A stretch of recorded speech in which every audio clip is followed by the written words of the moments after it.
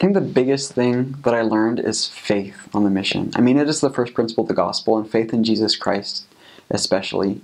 If you have faith in Jesus Christ and you know who he is, then there's nothing you can do. I mean, I remember at the beginning of my mission reading in 2 Nephi 9, and it talked about for salvation it's required to have perfect faith in the Savior. And I was like, perfect faith? Like, I thought faith was like imperfect of itself. But at the end of my mission, I look back and I remember clearly thinking it's so easy to have perfect faith in the Savior.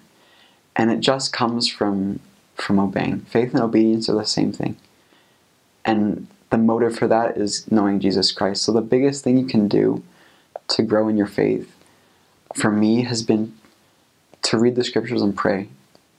And that's kind of something that, we're always told. Think about the atonement when you take the sacrament. Focus on his life. Focus on who he was, his character.